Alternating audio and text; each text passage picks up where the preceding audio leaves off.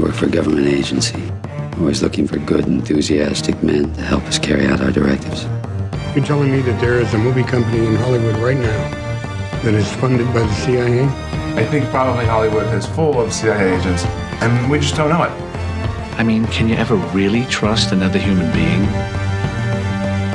No, the answer is you cannot. Either very smart or incredibly stupid.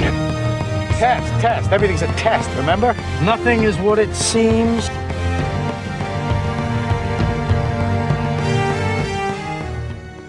Hello, everybody, and welcome back to the CIA and Hollywood. My name is Pierce Redman, and this is episode 10, Confessions of a Dangerous Mind.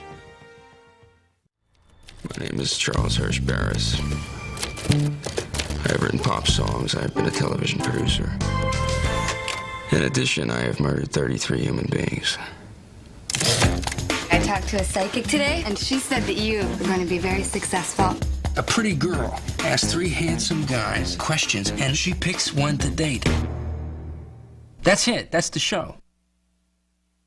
His future was uncertain. I'm sorry about your show. Are you okay? I just want to entertain people. His every move was being watched. I could use your help. I work for the Office of Diplomatic Security. Is that the CIA or something? Are you interested? I can teach you at least 30 different ways to kill a man, Mr. Barris. The edge of your hand against your adversary's Adam's apple. Mr. Goldberg! Hi, Chuck. I have a hole in my daytime schedule. It's the Gong Show. It's a perfect cover. TV producer by day, CIA operative at night. Think of it as a hobby, something you do to relax. Dankeschön. I'm Chuck. Here you are, Chuck. Pleasantly surprised. You're not like the other murderers. When you lead two different lives, it's easy to forget what side you're on. Right! Penny, Patricia, how'd you find me? Are you serious? This is what I do for a living. What does she mean that's what she You're does dead for in a my living? book. Do you want me around or not? Everything's complicated, Pen. You work for me. There's no backing out now. We let you in on everything. Drew Barrymore, George Clooney, Julia Roberts, and Sam Rockwell as Chuck Barris. Look who comes out of hiding. Someone changed sides. It's over. It's finished. Your history.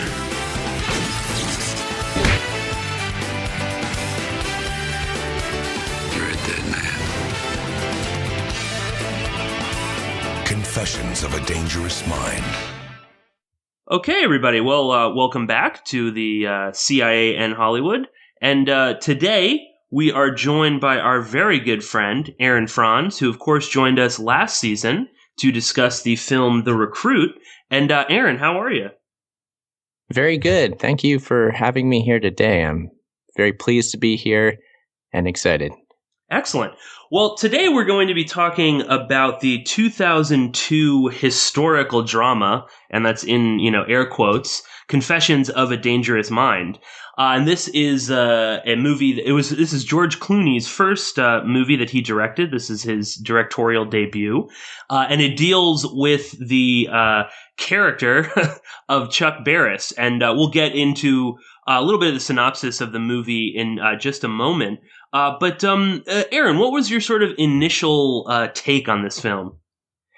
Well, I'll say one thing for it, which is sort of an interesting synchronicity too, because Adam and I on Themes and Memes recently reviewed The Big Short, and that movie employed a similar technique, which was using documentary style technique, where you put in interviews with real people. That's what this Chuck Barris movie did.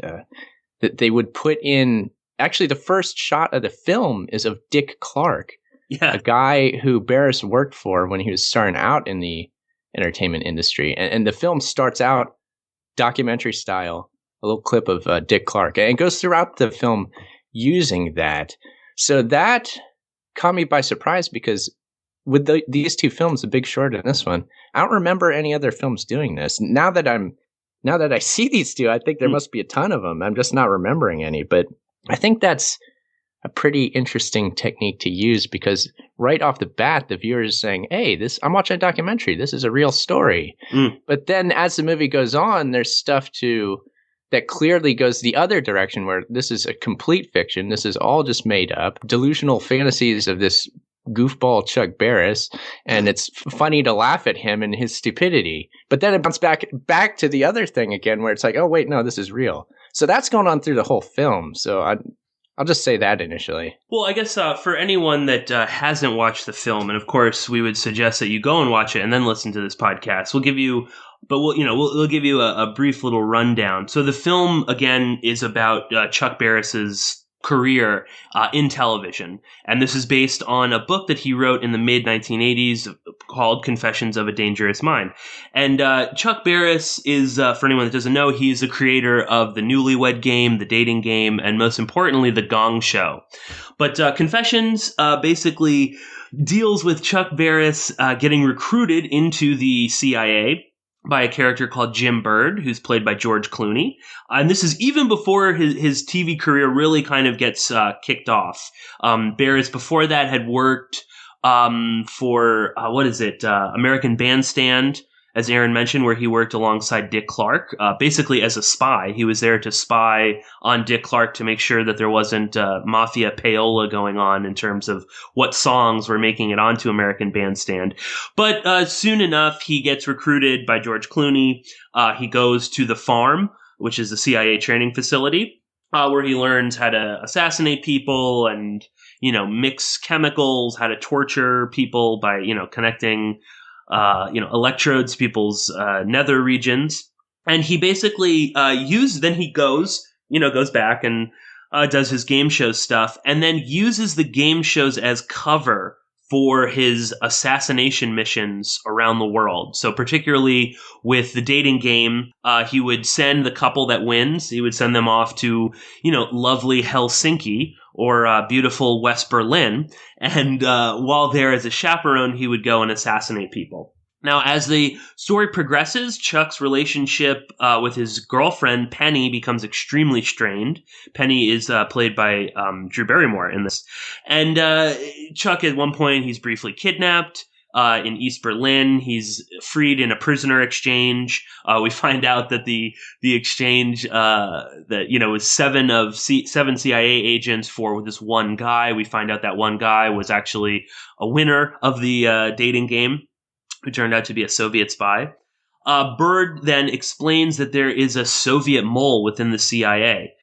So it's something we've definitely heard before in a lot of these films. And that's who must have leaked his identity. Barris eventually figures out that this mole is the mysterious Patricia, Julia Roberts' character, who he later kills. And Patricia in this is sort of like a go-between between the CIA and Barris. Now, meanwhile, most of his TV shows are canceled.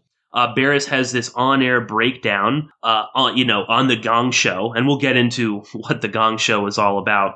And, he has this sort of, fantasy hallucination where he's gunning down everyone in the audience. It's, very bloody and gory. And then Chuck basically runs away to New York. He locks himself in a hotel room for months or years on end while he's writing his quote-unquote autobiography. And then eventually he finally does marry Penny, even though he's treated her horribly. Barris has another hallucination at their wedding ceremony where he sees many of the faces of the victims that he's killed. Then Barris admits to Penny that he was a contract assassin for the CIA, but she just laughs it off, thinking it's all a joke, which is very much, their sort of relationship. And then the film ends with a much older Barris. This is the real Barris being interviewed in preparation for the film. So kind of bringing it all back around. And again, with that documentary style. So that's more or less the general synopsis of the movie. Of course, there's a lot of little tiny bits and pieces in there, and we'll get into. But I guess, Aaron, who is Chuck Barris? And do you think that he was, in fact, a CIA agent? That's the big question everybody has. And I don't know, to be honest. Still, I watched the movie, And then I looked up information on him to see, and, I read all about his book, his several books. He's got different books. And I tried to figure out his background, see what was going on with him. And I can't tell. The sort of overarching opinion is that this is a bunch of nonsense, this book he wrote. And he's just, he's being sensational, just as he was in his television productions. And he just wants attention. He's a guy that wants attention and nothing more. And look how delusional he is. There's nothing to it.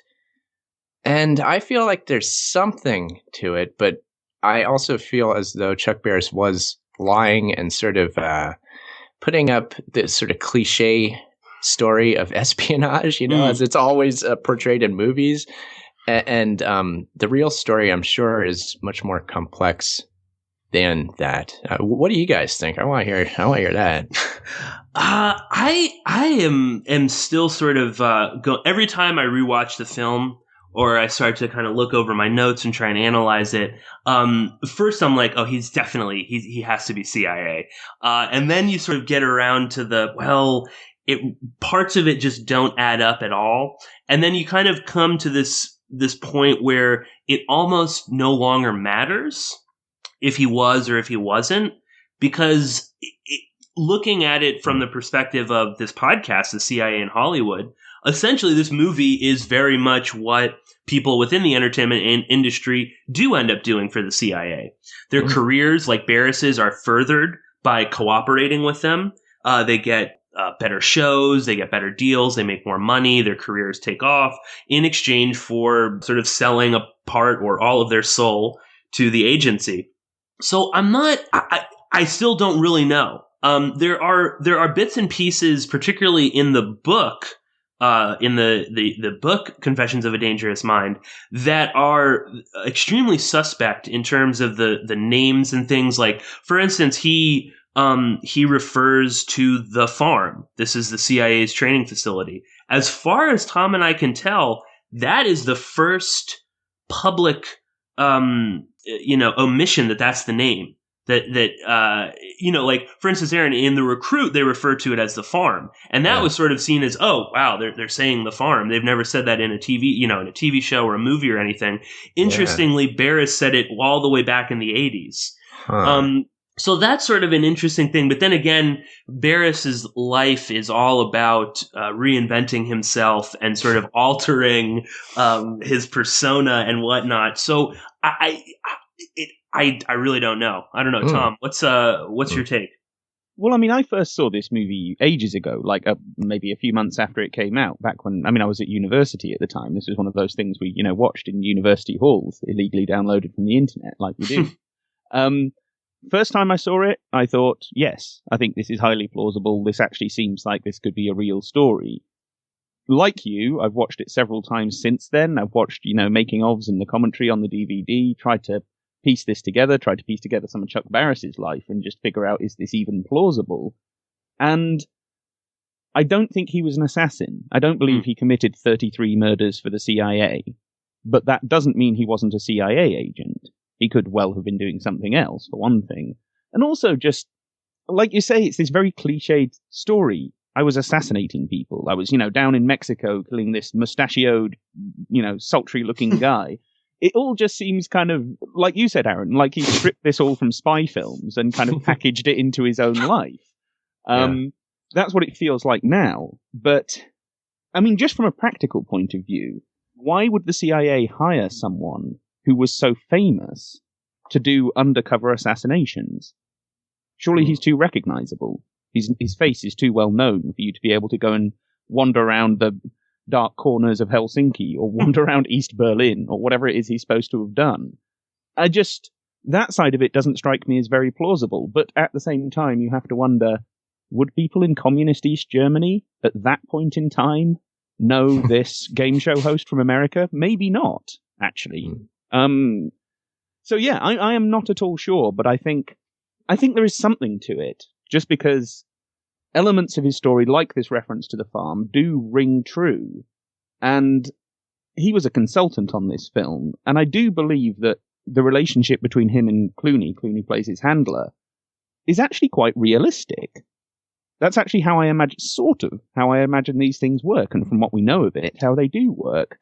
So, like I say, there are elements to this story that suggest, yeah, this is true in some way. But yeah, I don't buy the assassination thing. I don't think he was actually running around Eastern Europe carrying out hits for the CIA. I don't really believe that. No. I will say though, it's widely admitted, his staff and whatnot, that Barris would disappear for weeks at a time. And no one could tell where he was, and he had guns in his office, and of course, I mean, he could just be a paranoid Hollywood guy who, had guns and disappeared for, whatever, go down to Malibu or something.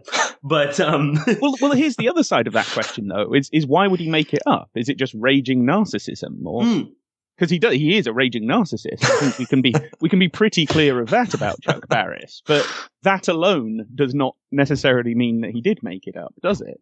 Raging narcissists occasionally tell the truth, so yeah. It's funny, those clips you're referring to, or when people are saying that he was paranoid, he had guns, they use those clips of the real people that knew him throughout the film in the documentary sense that we're talking about. And again, throughout the film, that's the technique that is used to bring the viewer back into believing that the Chuck Barris story is real. Because almost every single one of those clips corroborates that it's true. It's like, oh yeah, he was paranoid. He really did these sorts of things. And look, these are the real people who actually knew him, not the fictional actors that are playing parts. So you're more, if you're going for the real story, you're going to believe that more. So I don't know. Really weird. I sort of wonder if he did make up this whole assassination thing, then it of course leads you to, well, what's he hiding? Or what? Why is that the cover story that he's going with? Oh, I was an assassin. That's what I did for the CIA. And it's also, it's so fantastical that you focus on that and not on some of the other possible motives that he would have for maybe getting in bed with the CIA. So that's sort of an interesting. And again, I'll say this too. All of Barris's books, and we'll talk about a few of the other ones, be it Confessions of a Dangerous Mind, You and Me, Babe, a memoir he wrote called Della. Yeah. They're all based on his real life. He doesn't, there are a ton of elements of truth within them. And then he, of course, changes things and adds things and, makes himself look good in basically all of them. That, again, leads me to wonder, there have to be elements of confessions that are true, in fact. That it's not all just, he doesn't write, fictions. He does, but he writes them very autobiographical. So there has to be some sort of level of that. And then again, it's sort of, what is he leaving out? So maybe, I don't know, maybe we'll go to what the film leaves out, because there's quite a lot in there, and this might sort of, spark something, Aaron, for you. But first of all, I'll just say this. The movie leaves out a couple key elements within the book. So in the movie, of course, he's just sort of approached by Jim Bird, who's, tells him, oh, yeah, I'm going to make you a CIA agent. Whereas in the book, he's broke and unemployed, and he sees an ad in the NYU newspaper that says college graduate free to travel. And it gives him an address at Washington Square South, which is called the North American Center for the Arts. This is what in the movie. And this is the CIA recruitment center. And he then goes to the farm or whatever. And then he says that he went to spy on Malcolm X cells. He infiltrates the civil rights movement in Selma. Then he's later sent to Los Angeles to spy on student groups, and then is told directly by the CIA to infiltrate the media. So that's an interesting part of the book. Again, who knows, how true that is. But to get to some actual real life stuff that we've actually been able to completely nail down, the most glaring omission from this movie and from the book is, of course, Barris's first wife, Lyn Levy. So Penny is completely made up. Yeah. She did not exist. I'm sure she's an amalgam of different women that Barris abused over the years, but he never married her. He was married to Lyn Levy. They were married in 1957. They divorced in 1976, and they also had a daughter, Della, who would die in 1999. And I'll get to Della in just a minute. But who is Lyn Levy? And I'm sure, Aaron, if you Google Chuck Barris, you can see, Lyn Levy. There's like nothing. She doesn't exist on the internet. And there are sort of, you see these conflicting articles that, she's the niece of one of the founders of CBS. No, she's the daughter. Well, we were able to sort of nail it down. She is, in fact, the daughter of Lyn Levy, who was married to Blanche Paley. Now, this is of the Paley family. This is Bill Paley's sister. So Lyn Levy and his brother, Isaac or Ike, they were the original founders of CBS. They bought up a small radio station, WCAU, in Philadelphia, and they didn't want to run the day-to-day operations, and they then appointed William Paley, who at this point was already his brother-in-law. So again, Bill Paley's sister marries Lyn Levy. They have 2 children. One of them is Lyn. This is the woman that would go on to marry Chuck Barris. Interestingly, Lyn was a naval lieutenant in World War I in the Dental Corps, which apparently does exist. But even more interesting was that he served as a radio consultant to the Office of War Information in World War II from 1942 to 1945. And this is the same outfit that Bill Paley was in, that we talked about, of course, in the previous episode. And from 1927 to 1977, Lyn Levy would serve on the board of directors at CBS. Now, it's exceedingly difficult, as I said, to find any information on Lyn, and there are 2 spellings of her name. There is Lynne, which is her original spelling, and then Lyn, which is the spelling that she used after she married Chuck Barris. Now, there are lots of claims that she was disinherited when she married Chuck Barris, and there is, again, a little bit of truth to that, because in the book, You and Me, Babe, this is Chuck Barris's sort of fictional account of his marriage to Lyn Levy. And in that, there is a character who's a New York heiress, who comes from a very wealthy family, who ends up falling in love with a blue-collar, guy, Chuck Barris, who was quite blue-collar. And they get married, and her family disinherits her, but it's okay because they're in love, and it doesn't matter. And interestingly, Chuck Barris, depending on what time of the day you ask him, his father was also a dentist, like Dr. Levy.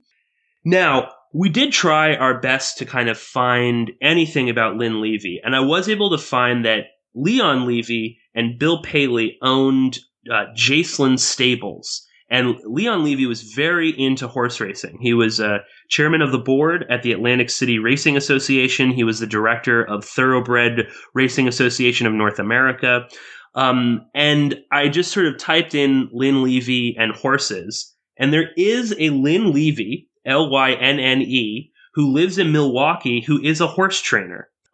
She says that she's from Milwaukee. Of course, there's no mention of her father. So I have no idea, if this is her or not. It is conceivable that, her family disinherits her, then she divorces Chuck Barris, and then maybe, she changes her name back to her original name, moves to Milwaukee, and then that's sort of the end. But I just thought it was an interesting little thing to kind of throw in there.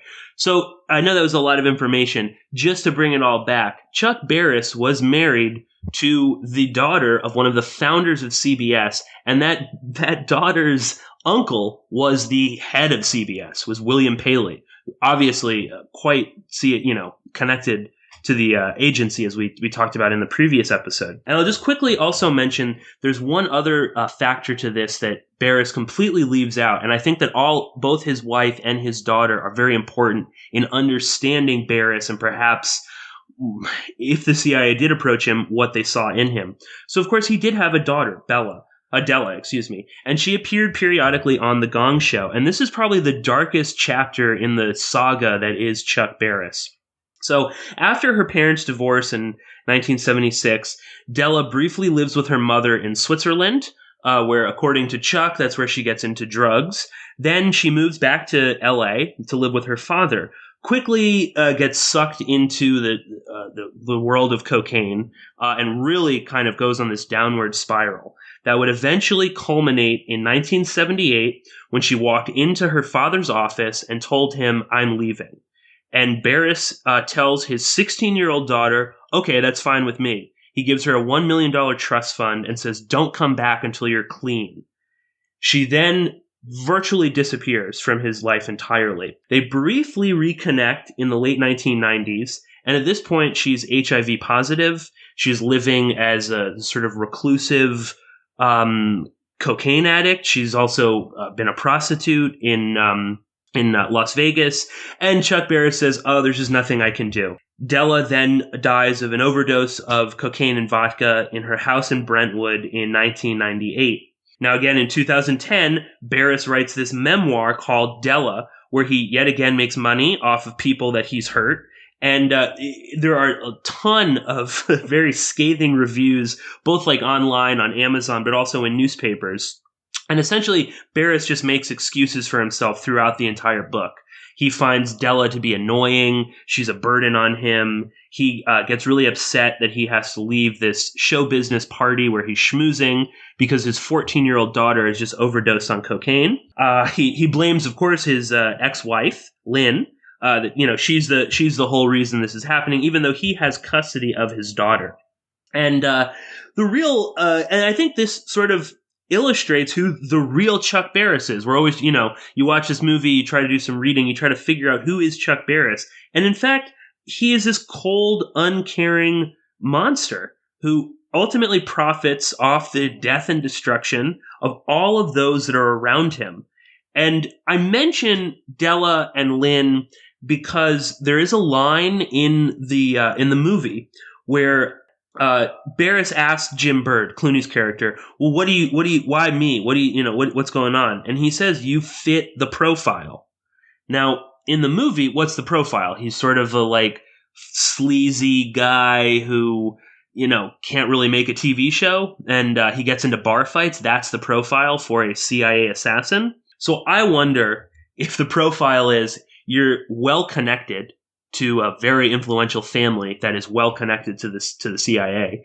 You obviously have no scruples about letting your 16-year-old daughter who's addicted to cocaine you give her $1 million and tell her, go off into the LA drug world and disappear. I don't give a shit. So I wonder if that's the profile that the CIA looks for. And these are the two major things that we wanted to focus on in terms of what the film leaves out. And Aaron, I don't know, I'll throw it to you for your take on that, or why perhaps this is left out, or any sort of little bits and pieces in there. I know I threw a lot of information at you. Well, I totally agree with you that all of that area seems to be the most important thing to dig into when it comes to who is Chuck Barris, if that's the question. And yeah, that part in the movie where Clooney is, towards the end, he makes a profile a couple of times, but at the end, he gets into the specifics of what that profile is. And at that point, in the movie is like a real turning point, because throughout the film, like in the beginning, it's all whimsical and it's comedic. It's like, oh, look at this goofball Chuck Barris. And we're watching him do things that we know he didn't do. Ha ha ha. We're laughing at him. But at that point in the film, it gets incredibly, incredibly dark. And you really start seeing what has to be the true aspect of the story, whatever that is. And again, it's a mystery, because they're leaving out so much, as you're saying, is a big part of it. But the audience is like going, whoa. And again, it's incredibly dark. You're going, this is disturbing. It gets into all these like psychological things, like his mother raised him as a girl and all this other weird stuff that would really mess him up. And then you wonder, like, is any of that true? Like, that's what I was doing. I'm like, that may be the case. And that may be, part of the profile. I was guessing, if anything was true about the CIA side, that side was true in some respect. But yeah, the whole Della thing and his wife, I looked into that too. I'm like, well, and when I look back at the film, I'm like, this Penny woman never existed. Why didn't they just put Lyn in there? And it would have been a better movie. And they could have put Della in there too, because there's so much to tell in terms of Barris's true life in that. And yeah, absolutely. The way he, what he did to his daughter is just like, it's almost unbelievable. And if you want to make Barris look bad, that's what you do. Yeah. Maybe the idea was like, well, we don't want people to just all out hate Barris. We need people to kind of like him because he's the main character of the movie. So let's leave out the most important aspects of his personal life, because I mean, it's horrible. I mean, he's clearly either a psychopath or he's just so psychologically messed up in some way that he did that. Because you have a drug addicted daughter and you give her $1 million. Like anybody knows what's going to happen. And he did that, and he didn't care. And then he goes and writes the book, and it's just unbelievable. So, like 10 years later, he writes this book too. and also, I'll add, whenever I've seen, because I watch a lot of documentaries about Barris, anytime he ever mentions Della, he's got the same smile on his face as he does when he's talking about the Gong Show. Yeah. He's just like, oh yeah, Della, and she died in 1998, and he's like in the same good mood he's always in. Like he never breaks that mood. He's always like this happy-go-lucky guy. It's like, what? He's like manic depressive or something. It's at the very least, it's manic depression. You got the clapping on the Gong Show. Yeah, the twitching around, dancing. Like what's the deal with this he's guy? So detached too. He's just like, I probably should have told her don't leave. I mean, I am her. It's like you're her father. She's a minor. There's you could just say no. Like you could go commit her. You could send her to rehab forcibly. You know what else I find suspicious is the interview clips of his staff and the people that knew him. They always make excuses for him. They're like, oh yeah, and when Della died, it was just tragic. And we know that he just adored her. Yeah. It's like, what? Are you kidding me? Like, what is this? He doesn't seem to have adored her from like all the information I have. Like, what are you talking about? So it's just like that sort of like canned line that's thrown out in any sort of bio piece about somebody. It's like, oh yeah, the daughter, he adored her. Well, no, he didn't. Why are you saying that? Are you covering up for him? And if so, why? Why would you bother doing that? He's a scumbag. Yeah, exactly. I mean, that's the bottom line is, Barris is a scumbag, perhaps even worse than a scumbag. The excuses that they make for him. Again, this is a man who, even when he sort of reconnected with her, in the book Della, there is a scene where she confesses, I'm HIV positive. I've been prostituting myself. There are videos of me, floating around Las Vegas. I need help. And he basically he says, ugh, I don't want to deal with you. And he says it took him weeks to get over the fact that she was HIV positive, as if that was a burden on him. Again, this is the daughter that he loved and that, meant the world to him. And, oh, Della this, Della that. And again, he just threw her out.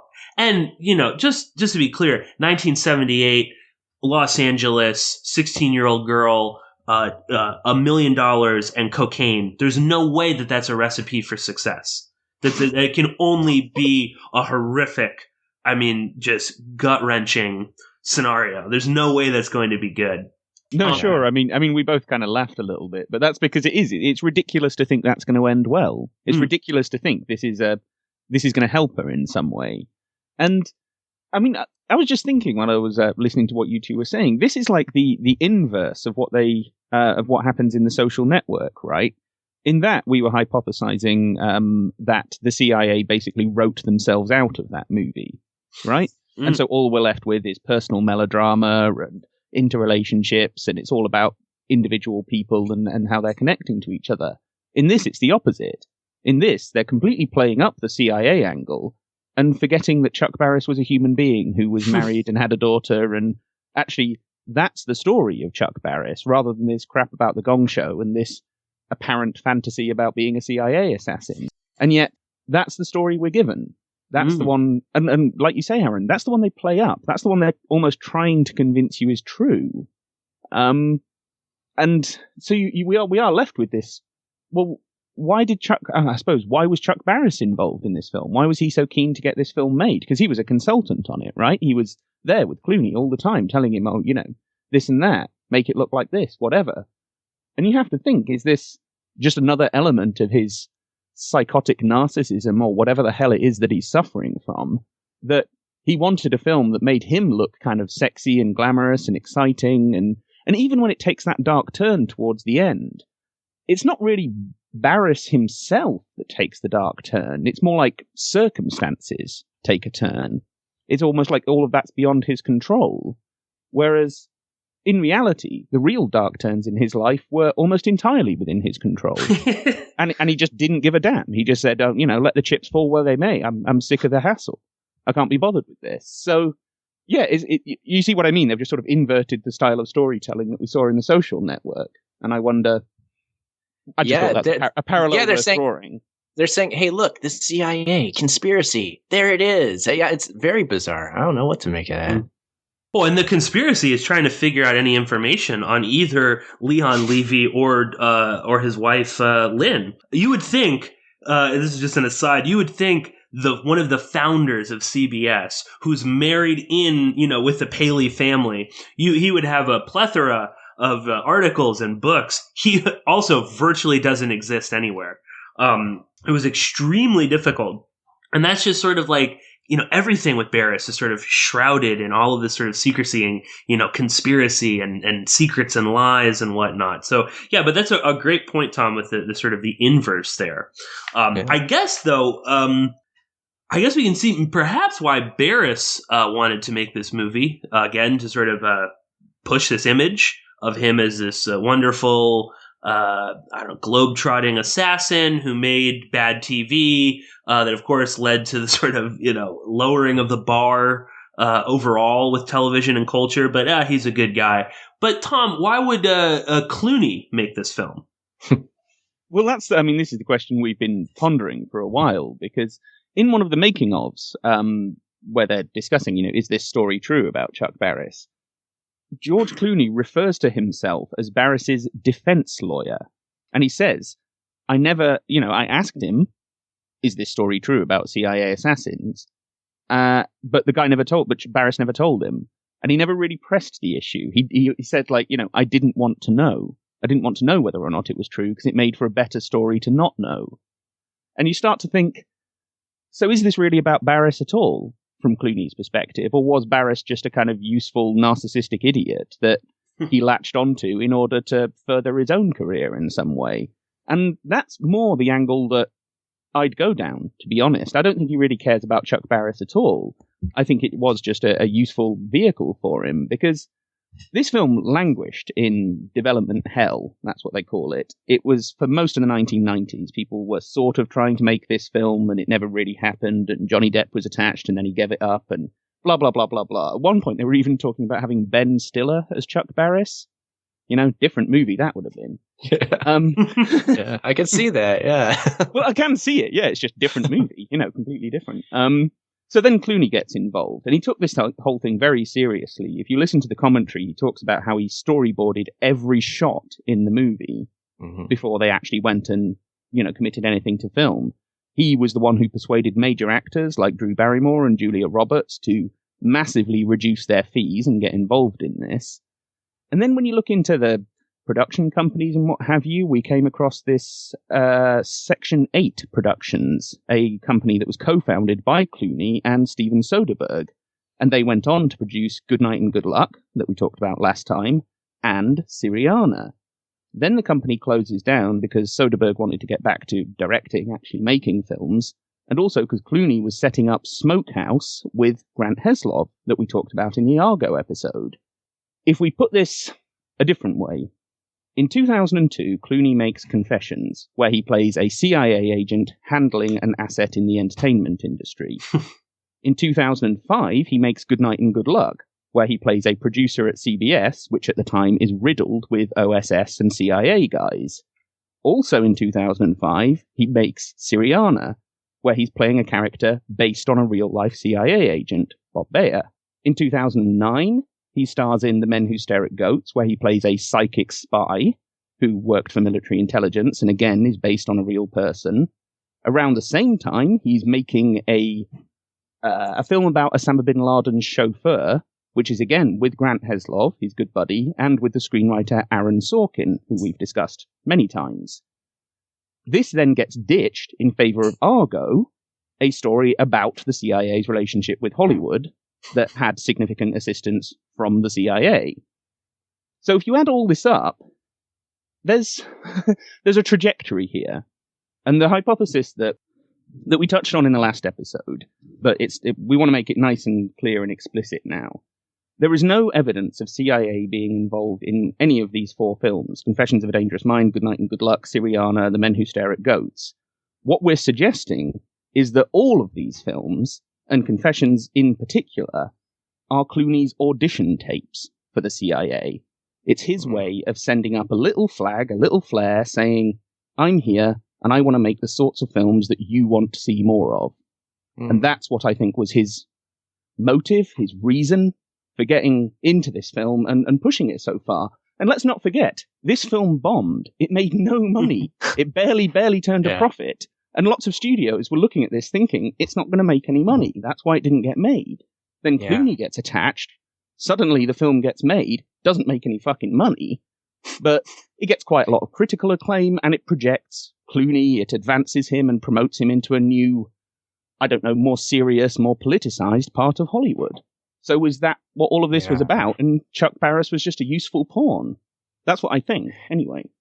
You know what's interesting in that same regard is that Clooney was saying in his interviews that every A-list actress was just begging to play a role in this film. And I was going, what? What? Really? Is it? Well, that's just kind of odd. Like and he's saying it like he really means it. He says and I mean every A-list actress wanted to be in this. They were begging me. And again, the reduced fees of Drew Barrymore and Julia Roberts. It makes you wonder, like, well, why did these A-listers want to do this bizarre script so much? It seems like something they wouldn't want to be involved in. Because again, all the on the production side, it seemed like the producers didn't want to touch it because they knew it wouldn't make money and all that stuff.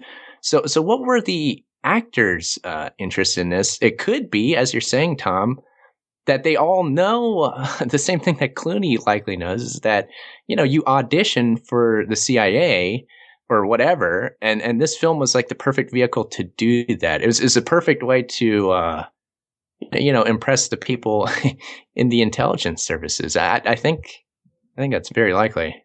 Yeah, no, with the Drew Barrymore character, it's like, why did you want to do this? You play this very, I'm sorry, empty, vapid, woman who, like that I wrote, one of my notes is just is fuck hippies. And then next to that is the line where she's like, I'm a hippie now. And it's like, what? Yeah. Like, okay, great. Yeah. I mean, if any, I think I really do. I like Drew Barrymore. But this seems like such a reverse of her actual, she's always sort of talking about women don't have to be stupid in movies. They don't have to be bimbos. And all she is this like idiot who constantly lets Chuck walk all over her and cheat on her and abuse her and hurt her. And then, let me get married to him in the end. Yeah. And it's like, right. Cause now everything is going to be fine. It's ridiculous. The consummate bohemian was. Yeah, God, I just could not stand it. No, I feel much the same kind of thing, because I quite like Drew Barrymore. I think she's a reasonably talented actress, and I think she's very pretty and everything. But then I saw this interview with her on the DVD where she's going, "Oh yeah, I love Chuck Barris. I thought Chuck Barris was great," and I just thought, you fucking moron. Do you have any idea who this man really was? Or, did you just not care? You just thought, hey, this will be a cool, fun thing to do, and got caught up in it all. I mean, I don't know whether for, like Julia Roberts and Drew Barrymore and even Sam Rockwell, who plays Chuck Barris, I don't know whether they were kind of conscious that that's what this project was probably about, but I'm pretty damn sure Clooney was. And we did, we came across that interview with the screenwriter, Charlie Kaufman, who at that point was really hot property in Hollywood. He'd done Being John Malkovich a couple of years earlier. So he was, he was a hot ticket. He was someone who, if you got him attached to a project, people would think their ears prick up, basically. And they start to think, maybe this is going to get somewhere. But he's been pretty explicit in a number of interviews, actually, that Clooney essentially rewrote his script. That once he'd written it and turned it in, Clooney was not interested in what he had to say anymore, and that Clooney just went off on his own and did his own thing with it. And so it consulted Barris. Yeah, and used Barris as the script consultant and didn't give a damn what the screenwriter, this very talented screenwriter, thought. He just attached Kaufman's name and It's like, well, that works out to his favor. And, this was kind of a pitch to the art house crowd and all that. And there's probably an element of that the actors and actresses want to get involved in. Like, oh, yeah, this is Charlie Kaufman's. It's going to be a real good artistic piece and all that. So, yeah, it's weird. Yeah, Clooney seems to be the director, though, in more ways than one, huh?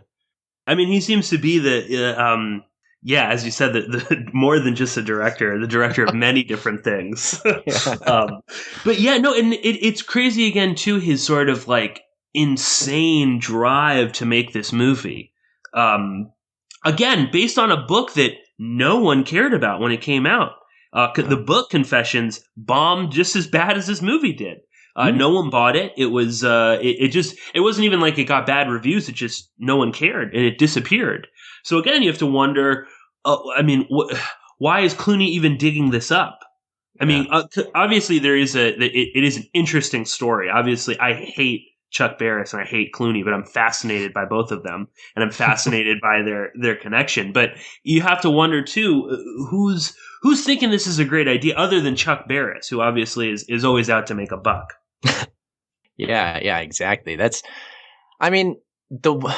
thing that strikes me with this film overall is that it's steeped in mystery, and you can never know the full truth. And you're just struggling the whole time. Okay, who is Barris? Who is he really? Okay, I have these bits and pieces that I know about his bio. Some of them are missing from the film, so I'm very confused watching the film. The film is telling me that this is all a bunch of malarkey for 1 second, and then the next second it's telling me it's true. And so I'm jumbled up, very confused about the whole matter. And it just strikes me that this is what the CIA loves to do, right? Yeah. This seems to be their MO, is confusing people, telling you one thing and then telling you the other thing. And then in the end, you're just kind of left with this big mess, and you kind of believe both sides of the story, so to speak. You believe both of them, but in a half-hearted sense.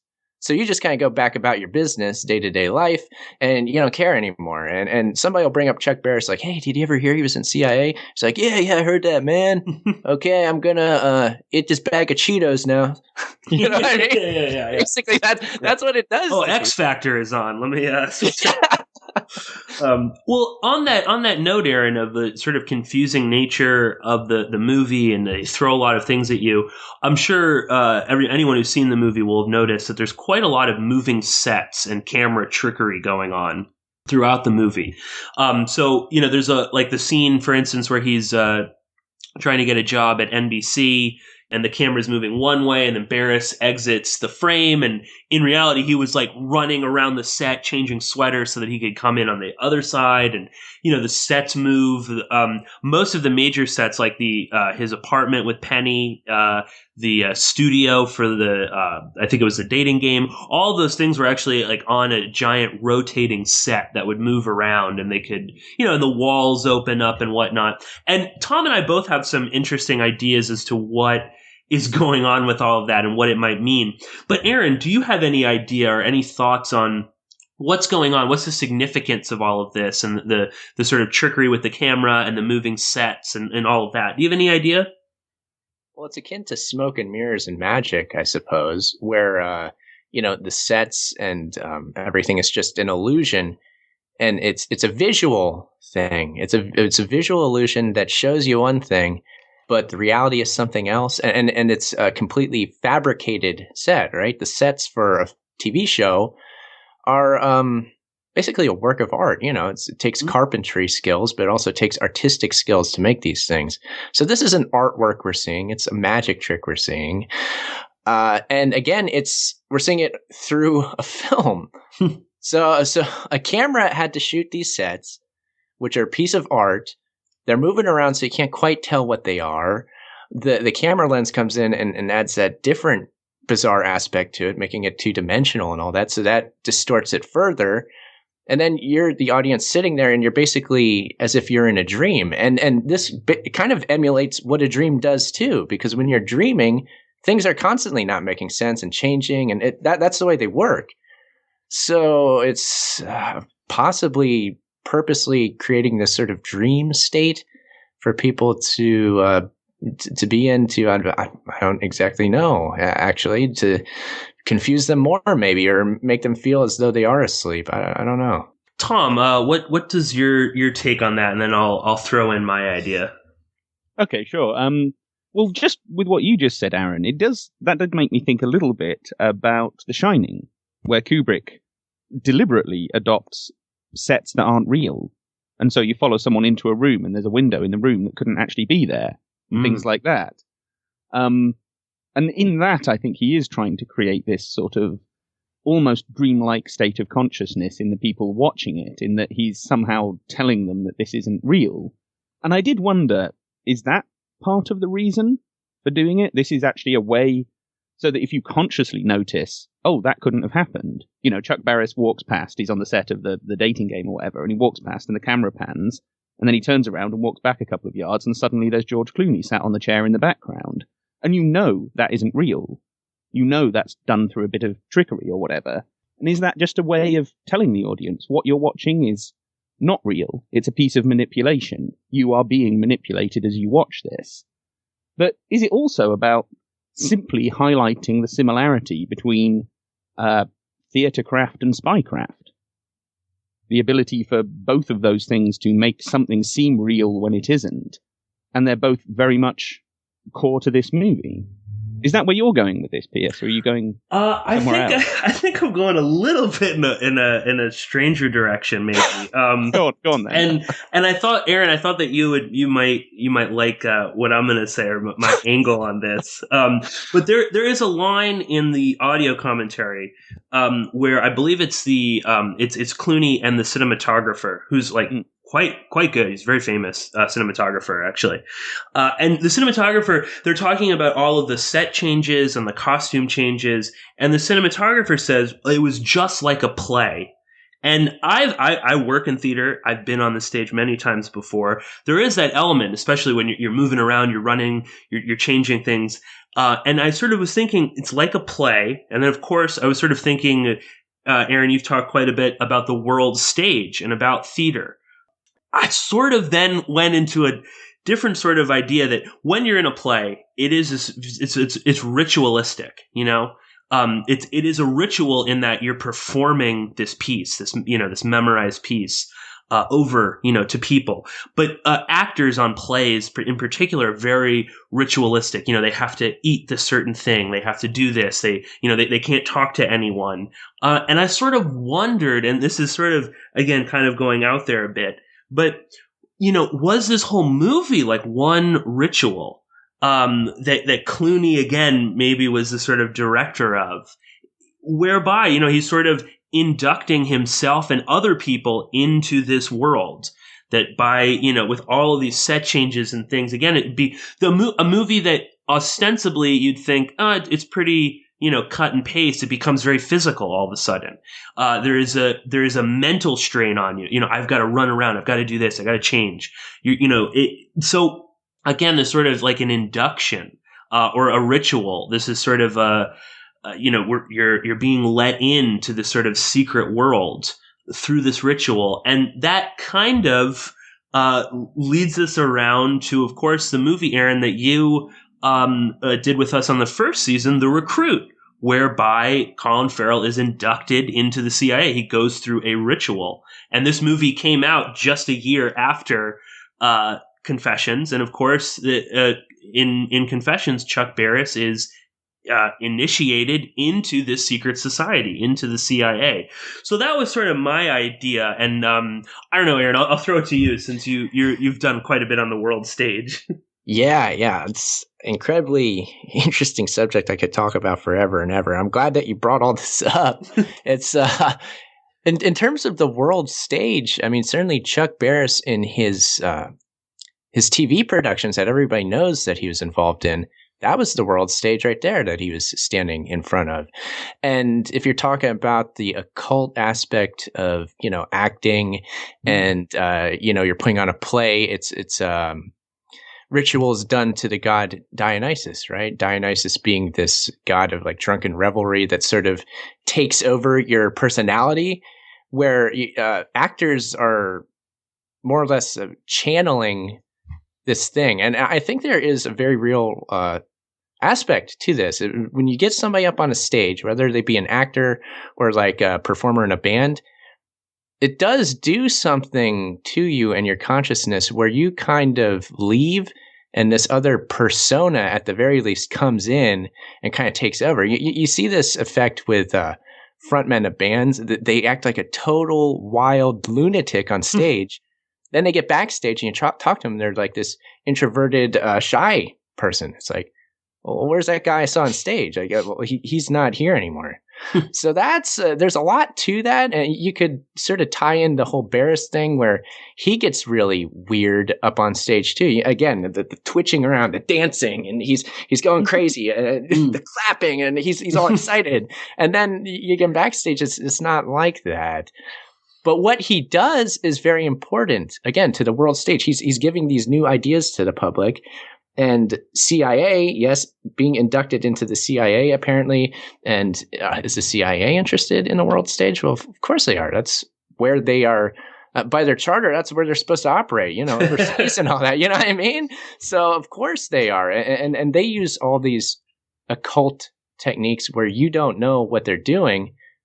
That's their craft. And they say so because you can't reveal anything in the intelligence field. It's all about hiding things and covering things up. And it's interesting. With Carol Quigley talked about intelligence and people's idea about it, having the wrong idea that it's all about these secrets and we got to keep the secrets away from the Russians and we got to learn the Russian secrets. He said, no. All those secrets are freely available. Anybody can find them. What intelligence work is about counterintelligence and confusing the enemy so that they don't know what to believe anymore. That's what it's always been about. And that's so crucial. And there is an occult side to it. Again, world stage. So yeah, I definitely agree with what you're saying there, Pierce. Tom, any last thoughts on the world stage or anything like that before we move on? Yeah, absolutely. I have 2 points that I want to make. One, Clooney, about 8 years after making this film, joined the CFR, which is, of course, a secret society, and which Quigley mentions is based on this whole sort of roundtable format. And even better than that, when he was interviewed about it, he said that he couldn't wait to join and that he'd heard the initiation ritual was wild. Okay. Yes. Which does somewhat validate, I think, what you were just saying, Pierce. But also, just tying this all together, magic tricks, the world stage, the similarity between theatrecraft and spycraft, the notion of this as some kind of self-created initiation, rite or ritual. Let's not forget, at the start of The Recruit, how is Colin Farrell first introduced to the CIA? He's introduced by Al Pacino, playing effectively Chase Brandon, the CIA's entertainment liaison, going up to him in a bar and carrying out a magic trick. So this is clearly something that is part of the CIA culture, and magic tricks turn up a lot in the history of spying. There is clearly a long-standing connection there. And this whole notion of using them as some kind of rite or ritual, or at least just a way of grabbing someone's attention and starting to induct them into that world, I think is absolutely solid. And so, yeah, I think the notion that this film was Clooney's attempt to get the attention of the CIA and maybe encourage them to get involved with him, but also, like you say, is a way of almost starting to induct himself into that world voluntarily without even having to be asked. I think, I can. We don't have the most solid evidence of that, but everything that we've just said adds up to that. So, yeah, it's very plausible to me. But yeah, should we get on to the last question? Yeah. This will definitely be a slightly longer episode than usual, but that's what happens when the three of us get together and we start talking about magic and the world stage. So I guess then I would say we're probably all in agreement that Barris was he probably didn't kill 33 people, but was Barris on another mission? Now, interestingly, Clooney, it says again in the commentary that the hits that Barris had, these 33 assassinations, were really the American public. Just to clarify, this is the same. He's glorifying Barris in this movie, and then goes on to make Good Night and Good Luck. And I can only imagine Edward R. Murrow would have hated Chuck Barris and what he did to television. But Clooney doesn't seem to give a shit. But was Barris on another mission? Because that was my initial take when I first watched the movie. Was that did the CIA approach Chuck Barris in order to kind of dumb down American culture, and that maybe that's really what Barris's mission was? And people may sort of look fondly or ironically back on the Gong Show, but it really was awful in terms of some of the things that they would allow on there. So just as this is two amazing examples. They had a Japanese guy, an older Japanese man, sing "Remember Pearl Harbor" on Pearl Harbor Day. This was supposed to be hilarious. And of course, there is the infamous Popsicle Twins, when these two, one of them definitely under 18, the other one maybe is 17 years old, they come out and basically fillet these two popsicles with no music and guys just hooting and hollering in the audience. And this, of course, was this is the real low point of the Gong Show. This is when it got really bad. But that's the sort of level of entertainment that was going on. So was that sort of the goal? Was this and Tom and I had sort of talked about again, the context of this movie are the geopolitical things going on in the background. You have Vietnam, you have the war in Laos and Cambodia. All sorts of wild, horrible coups and whatnot going on in Latin America. But what were people focused on? Are those two, twins gonna, eat those popsicles? Or is some Japanese guy gonna sing some offensive song on Pearl Harbor Day? Is some idiot gonna, shoot foam up his nose and, take a dump on the stage? That's where our focus is, not on these other things. So perhaps that was Barris's mission. And I don't know, Aaron, if you had to, pick what Barris's other mission might have been, what'd you think? Well, yeah, I think you're onto something there, because it's the beginning of a lot of different things in terms of American culture. You're bringing in this celebrity worship is coming in more and more, in that, you're watching the TV, and as you're saying, what happens on the TV and the shock factor and all that is what's interesting to people, and it trumps all the real stuff going on in the world, the real stuff that the CIA would be, well, certainly was involved in.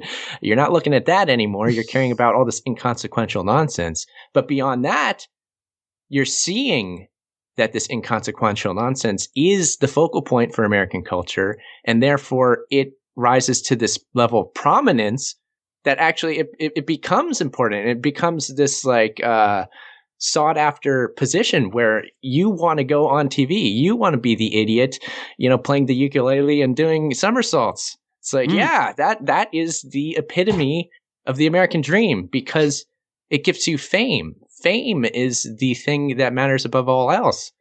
And, it's gone on through the years where people believe now that the most famous people are like the most rich and powerful people, like that. That's the Kardashians. Yeah, they're rich, they're powerful. They're the ones that are at the peak of, American society. Like, that is the most prestigious position to have, where it's the complete opposite is true. They're just puppets on a string. In order to stay on the air, they have to do the right things. They have to say the right things. And if they start, bringing in some real intelligent conversations, if Chloe and Courtney or whoever start talking about the CIA in Hollywood while they're eating their salad at the lunch table, then, the Kardashian show's off the air.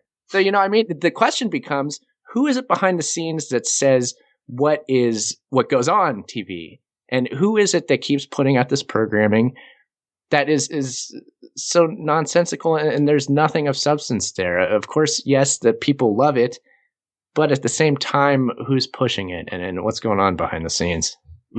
Tom, what are your thoughts on the other mission that Barris might have been on? Well, I mean, when Clooney says that in the DVD commentary, he's talking about the shot quite near the end of the film where Barris is hallucinating and seeing, this whole audience, the studio audience, all dead and bullet-ridden and full of holes and bloody. And he says they actually took that shot out, but then what we decided was that maybe Chuck's hits, his assassinations, were actually the American viewing audience, so we put it back in. So that says to me, regardless of what Barris's real mission for the CIA might have been, Clooney very much thinks that was it. And that wouldn't be the first, shall we say, conspiracy theory that Clooney advances in this film. And I'll let you outline the other one, Pierce, in just a sec. But certainly Clooney thought that, or at least he wanted the viewing audience to think that. He wanted the people watching this film to suspect, hang on, was Chuck Barris's entertainment career actually his CIA mission? I think that is actually something they wanted us to come away thinking. And you do come away thinking it. That's what I thought the first time I saw the film. That's sort of what I still think now. And I do wonder, when you look at modern reality TV, which is what grew out of this kind of game show reality TV, it's the chance for the public to get up on the big stage and make a show of themselves and become famous, right? That's what the Gong Show was, that's what the dating game was, that's what Survivor and American Idol are now. All of these shows these days are supported by the military. And as far as we know, at least some of them are supported by intelligence, both British and the CIA. So it's clearly not something they have any problem with. In fact, it's clearly something they're encouraging. They like culture going in this direction, where we're all getting up and getting into some petty competition with one another to try and bust through. And like you said, Aaron, the American dream now is not owning your own business and becoming wealthy. It's now just becoming famous. Yeah. Doesn't even really matter whether success and wealth are attached to that. It's just as long as people are paying attention to me and I feel special. That's all that matters. And that's very much a culture that the military and intelligence services are encouraging. So the notion that this was rooted in what Chuck Barris was doing way, way back in the 60s and 70s is not so outlandish at all. I think it's actually, again, very plausible. But yeah, do you want to get into the... we maybe could have found an earlier point in this conversation to get into this, but just out of interest, because it is quite a funny little nugget. Do you want to get into the other thing that Clooney mentions in the commentary? Yeah. We were both just like, what the fuck is this going on here? So, Aaron, I don't know if you caught this, but when Chuck is at the farm, when he's training, he's got he befriends two very interesting guys there. One of them is named Lee Harvey Oswald, and the other is named Jack Ruby. Now they're both at the farm with Chuck the whole time. And you can see they have their names, Oswald and Ruby.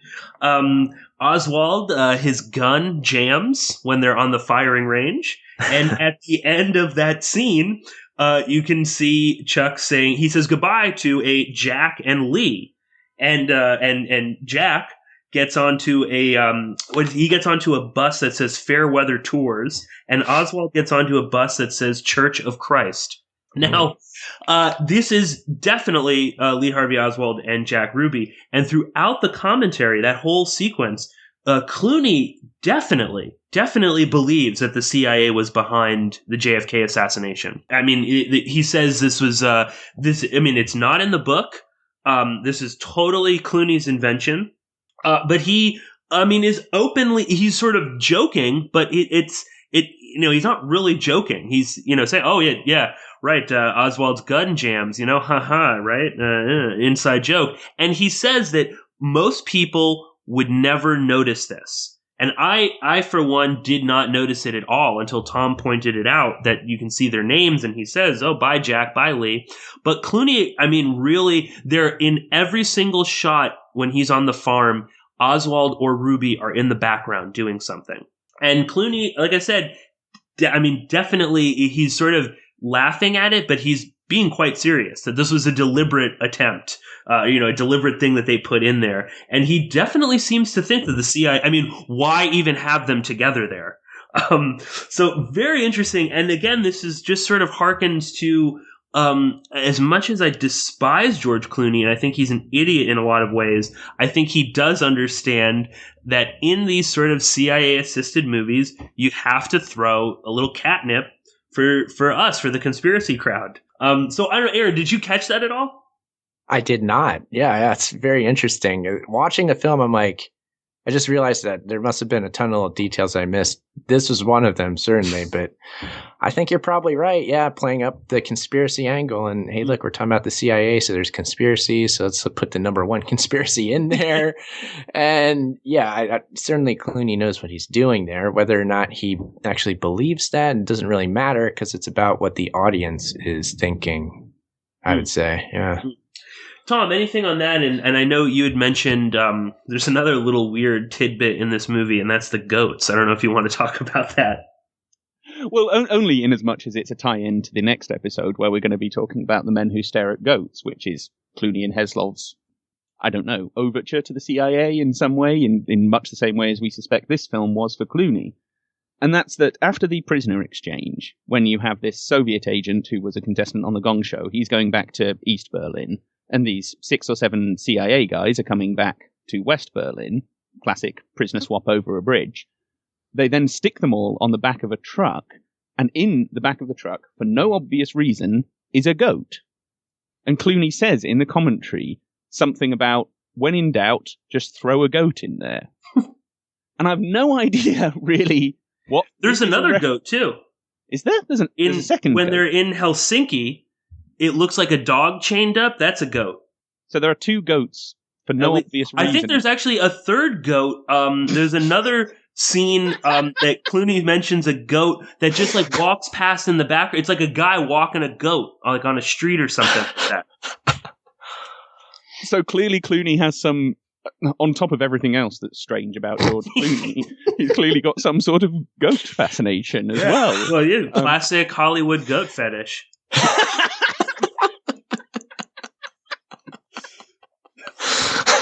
Oh, dear. Well, on that note, I think we should start to wrap this one up. But I did just want to, I mean, we've already mentioned it a couple of times. I did just want to draw a couple of parallels with the film The Recruit, which, Aaron, we talked about in the last season. Among other things, this is obviously a story about a guy being inducted and recruited into the CIA.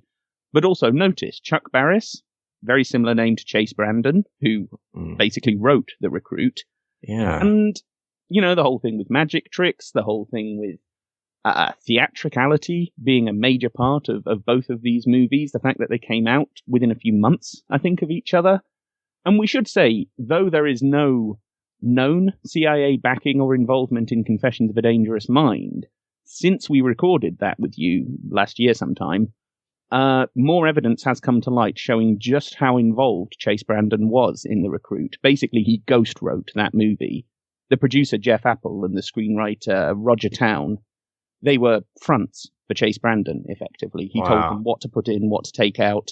There is solid documented evidence that's going to be published in Tricia Jenkins' next book on the CIA in Hollywood, which should be out roughly the same time as we eventually get this podcast out, I think. But yeah, nice. So that's something for people to look at, and confirmation of everything that we said about The Recruit when we discussed it. But yeah, just as a final question for you, Aaron, is Chuck Barris a willing fool?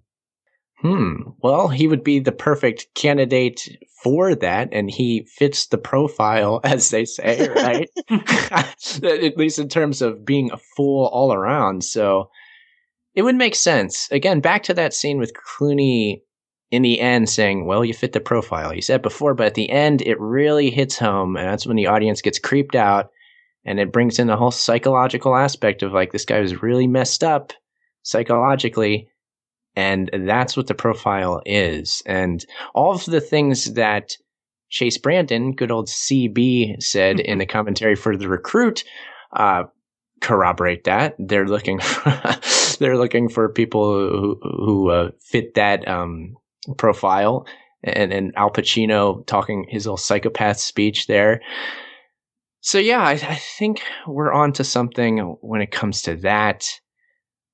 Yeah. Both these movies are something else. I'm glad to hear all that new info coming out about The Recruit, because I'm still blown away about when it comes to that movie and just how much is in there. It's amazing. Alrighty, well, I think we're gonna wrap it up here. It's been quite a great episode and quite a long one. And Aaron, thank you so much for joining us again for season 2 of the CIA in Hollywood. I know that Tom and I have been looking forward to recording this episode in particular with you, just because it's such a bizarre movie. So thank you so much for joining us. Yeah, well, thank you very much for having me. It means a lot. I personally can't wait to hear the other episodes in the series. And yeah, it's a great series. The research, the captivating nature of this. I think that this is something that people like across the board, if they listen to this series, everyone could get into it. So I think you guys are doing a great job on the series. Well, thank you so much for joining us for this episode of the CIA and Hollywood. If you enjoyed this podcast and you'd like to hear some more of our work, as well as catch up on every episode in the series, you can always visit my website, PorkinsPolicyReview.com, and Tom's website, SpyCulture.com. And for any listeners out there that are interested in supporting Tom and I in the work that we do and helping to expand the CIA in Hollywood, both of us have Patreon campaigns up and running. Both of them will be in the show notes below. And I really encourage all of the listeners out there who enjoy this show and get something out of it to think about subscribing and becoming patrons to both Tom and I.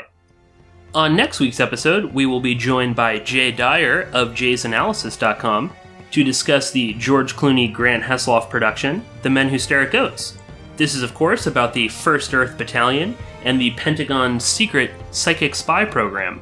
Well, thank you so much for joining us, and we'll both be talking to you very soon.